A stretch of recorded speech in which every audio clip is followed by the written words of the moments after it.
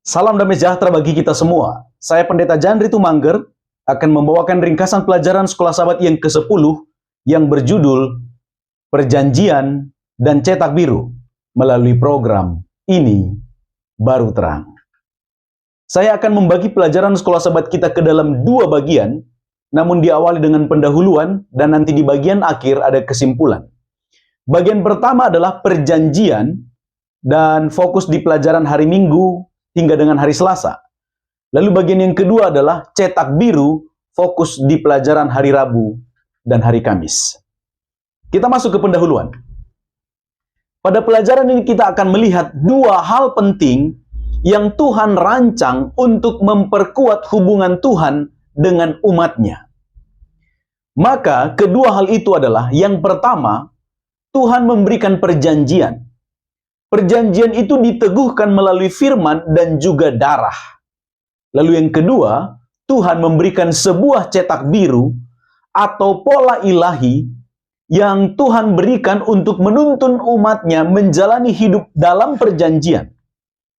Tujuannya adalah agar umat Tuhan memahami dan menyadari bahwa Tuhan berdiam bersama dengan umatnya, dan umat Tuhan juga memahami bagaimana ibadah yang benar.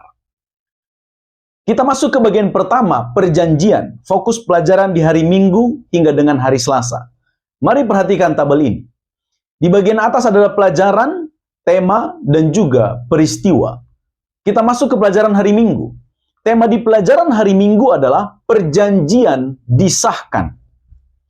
Bagaimana perjanjian itu disahkan? Maka peristiwa yang terjadi adalah Musa membacakan kitab perjanjian, kemudian umat Tuhan waktu itu bangsa Israel menjawab dengan mengatakan, akan kami lakukan dan dengarkan. Lalu kemudian Musa juga memercik darah. Darah itu adalah darah perjanjian antara Tuhan dan umatnya. Pembacaan perjanjian yang dilakukan oleh Musa dan seluruh umat Tuhan adalah menandakan bahwa perjanjian itu didasarkan atas firman Tuhan, sabda Tuhan, bukan atas gagasan manusia.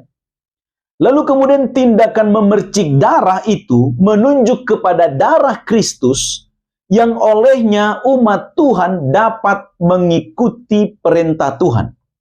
Jadi umat Tuhan mampu mengikuti perintah dimampukan oleh Kristus, yang dilambangkan dalam upacara itu sebagai darah Kristus. Lalu kemudian, itu fokus di pelajaran hari Minggu. Kita masuk ke pelajaran hari Senin. Tema di hari Senin adalah perjanjian itu diteguhkan. Jadi di hari Minggu disahkan, kemudian di hari pelajaran di hari Senin diteguhkan. Bagaimana perjanjian itu diteguhkan? Kita melihat dalam pelajaran di hari Senin, ketika Musa bersama dengan pemimpin-pemimpin bangsa itu naik menuju Gunung Sinai, walaupun belum sampai puncak, maka Tuhan menampakkan dirinya dalam keadaan yang bisa dilihat dan dialami oleh manusia, disebut dengan istilah teofani. Dan pada peristiwa itu juga para pemimpin itu makan bersama di sana. Makan bersama dalam budaya ketika itu menandakan bentuk penerimaan, komitmen, kedekatan, pengampunan, dan juga ikatan hubungan. Maka peristiwa ini menandakan bahwa Tuhan ingin memberitahu kepada umatnya bahwa perjanjian yang diikat itu, yang dibuat itu, bukan sekedar kewajiban formal, bukan sekedar kontrak hukum, akan tetapi perjanjian itu harus dimaknai sebagai relasi kasih antara Tuhan dan umatnya. Itu harus menjadi pengalaman yang nyata dalam kehidupan umat-umat Tuhan. Itu fokus pelajaran di hari Senin. Lalu kita masuk ke hari Selasa. Temanya adalah ketaatan pada perjanjian itu adalah anugerah. Mengapa demikian? Karena berdasarkan Yeskel pasal 36 ayat 26, Tuhan katakan, aku memberikan hati yang baru, hati yang taat, dan juga aku memberikan rohku, kata Tuhan.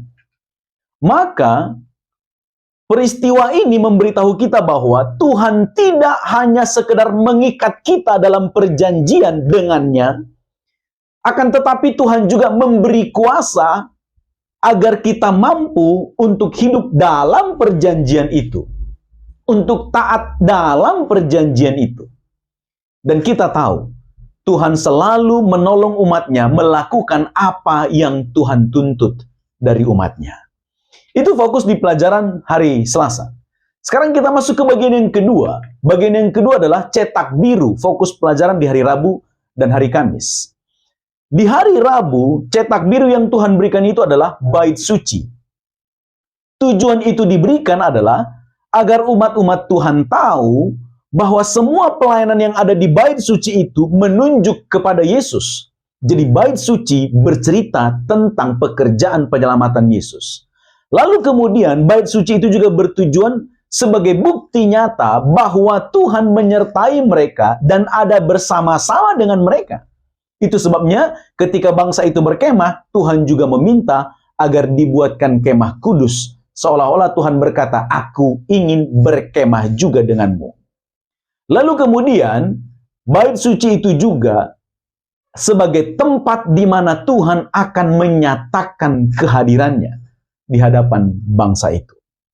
Itu fokus pelajaran di hari Rabu. Sekarang kita masuk ke hari Kamis. Cetak biru atau pola yang diberikan itu adalah tentang roh Tuhan, kemudian tentang Sabat, dan juga tentang 10 hukum.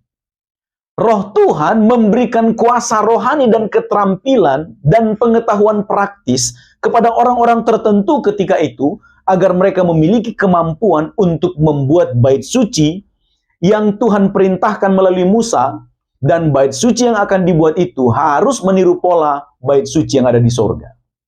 Lalu kemudian Sabat. Sabat itu diberikan kepada umat Tuhan sebagai tanda untuk memberitahukan bahwa Tuhan adalah pemilik, pencipta, dan juga penebus. Maka Sabat diberikan sebagai pesan, pengingat, tanda bagi umat-umat Tuhan untuk menyembah Tuhan yang benar. Lalu kemudian 10 hukum. 10 hukum diberikan sebagai dasar hubungan antara umat Tuhan dengan Tuhan itu sendiri. Dan kembali, kemampuan untuk taat kepada 10 hukum itu juga adalah anugerah Tuhan sebagaimana yang disampaikan dalam pelajaran di hari Selasa. Oleh sebab itu, kita dapat menyimpulkan pelajaran sekolah Sabat sepanjang minggu ini sebagai berikut. Perjanjian adalah ikatan hubungan khusus Tuhan dengan umatnya. Itu adalah ikatan kasih yang menuntut kesetiaan, dan sekaligus Tuhan akan memberikan anugerah dalam perjanjian itu. Dan kemudian cetak biru atau blueprint, itu adalah petunjuk bagi umat Tuhan tentang bagaimana hidup dalam perjanjian yang sudah Tuhan buat. Agar umat Tuhan tidak menebak-nebak bagaimana mereka harus beribadah, bagaimana mereka harus hidup. Oleh sebab itu, Tuhan memberikan atau menyediakan rancangan sebagaimana yang bisa digunakan untuk tuntunan kehidupan umat-umat Tuhan. Inilah ringkasan pelajaran sekolah Sabat kita sepanjang minggu ini. Saya tetap menghimbau untuk kita semua belajar masing-masing, membuka buku pelajaran kita, untuk kita dapat pemahaman yang lebih luas lagi dan berkat lewat pelajaran sekolah Sabat. Tayangan ini hanya menolong kita untuk memahami kemana arah pelajaran sekolah Sabat itu. Dan untuk pelajaran yang lebih spesifik lagi, kita harus mempelajarinya secara pribadi di tempat masing-masing. Terima kasih, Tuhan memberkati.